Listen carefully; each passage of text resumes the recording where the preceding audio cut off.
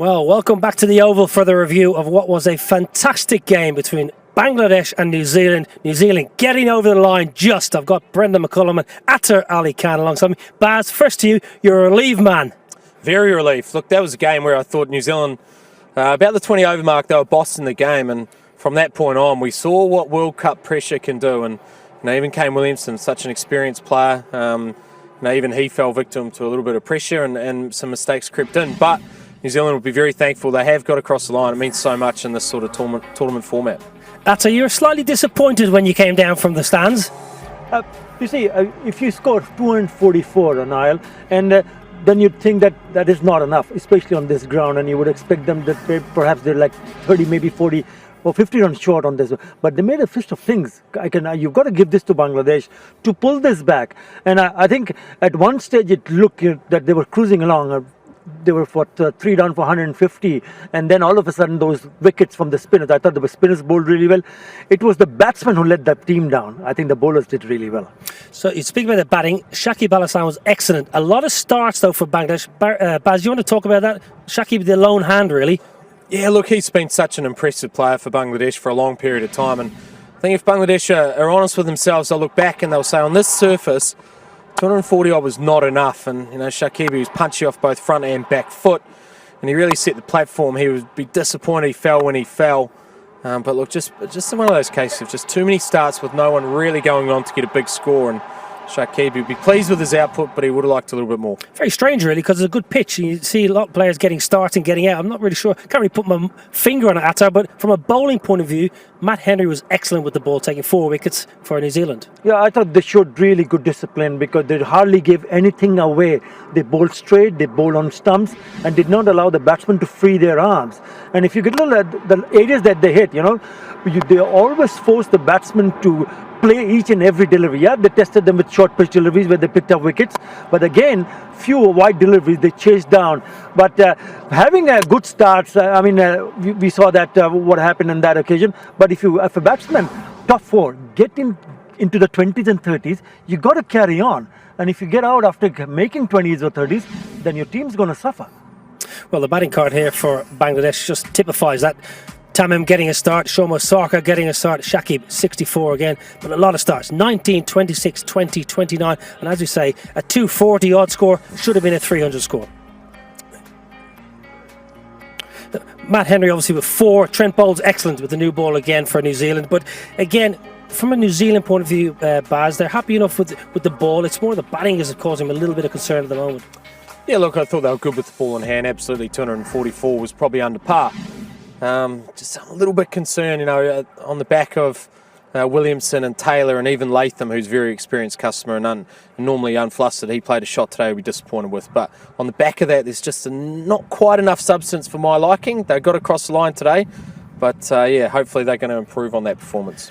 At half-time, when you're slightly under par and you've been there as a captain, what do you say to your troops? A couple of early wickets we need, and they got those early wickets. Yeah, and I also think we talked at the half-time about it, that what the Bangladesh lineup had in their favour is they had 3 spin bowling options. If we look back at the spin bowling options and how they performed in that second innings, they took 6 wickets, 6 for 127 from 28 overs. So they played a key part, and I think they would have always believed that if they could just get wickets to keep falling, what a moment in the game this was as well.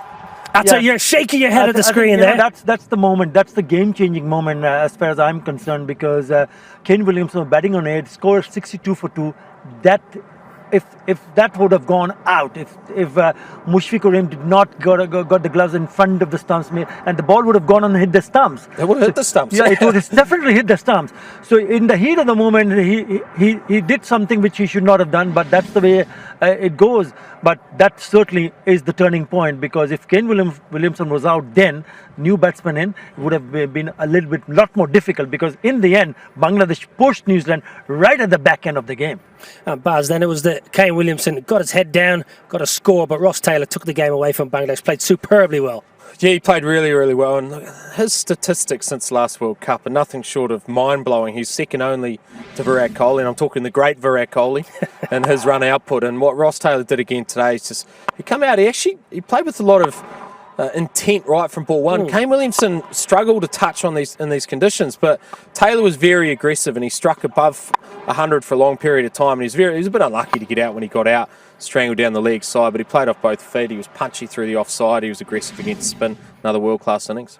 And then Kane Williamson's dismissal, and obviously Bangladesh fighting hard and lost a couple of wickets, and all of a sudden the crowd found their voice and got back into the game. It's such a wonderful game in the end, because who would have thought that Bangladesh would push New Zealand up at the 48th or the 49th over by defending 244, and it happened because they kept on picking up wickets. You mentioned, Baz, about the spinners picking up wickets. So 3 spinners used, and they took 6 wickets among themselves. I think the surprise package was Musaddiq Hussain, because you hardly see him bowl. He's a part-time spinner. You'd expect Shakib Al Hasan and Mehdi Hasan to bowl well, but I thought this is where things started to look good for Bangladesh when Taylor played down the leg side, and also this when there was a slower bounce. I just couldn't ramp it up above the Mushfiqur Rahim. But all in all, they would still be feeling that we got so close yet so far without having to score maybe 30 or 40 extra runs. When you walk away from the ground here at the Oval and Bangladesh will go back to the hotel, are they happy with their performance after fighting so hard to try and defend the low score, or is it a case of one that got away? Look, I think they'll be disappointed they didn't get the points, but at the same time, the thing that Bangladesh now are as a team is they're a team that's hard to beat. Now, it doesn't mean they're going to win every game, but when they do get beat, you know that you've been in a bit of a fight, and I think it's a great character that they're possessing at this point in time, and they are a team who is just continually impressing me as a side. Well, the New Zealand batting card, Ross Taylor, you mentioned, Baz, has been absolutely sensational, and words cannot describe how well he is playing. 82 off 91, a man of the match performance, but good contributions all the way through. Neesham 25, de Grandhomme 15, but Santner 17 off 12, crucial runs. Yeah, it was, and that's why I'd like to see him maybe bat a little bit higher. Obviously, there's the bowling lineup as well, and we talked about the spin success that the Bangladesh spinners were able to operate with, picking up those 6 wickets. But Santner, to me, he's a calm individual. You just look at him, he's got a bit of presence about him. He's got the ability to bowl very, very economically. He's turned games at times and then also finished it off with a bat. I thought he bowled really well, didn't he? I mean, he bowled 10 overs and he picked up a wicket and gave away hardly any runs. I mean, if you give 40 odd runs in 10 overs, match over, done. Well, a fantastic win for New Zealand, getting the momentum, getting the points, and this is how the table looks and the table shapes up as the World Cup starts to find its feet. New Zealand, top of the table. Brendan McCullum, absolutely delighted. Bangladesh have played well, 2 points. We've had a wonderful day here at the Oval. I want to thank my gentlemen, Atar Ali Khan and Brendan McCullum. We hope you've enjoyed the cricket, and we look forward to seeing you again.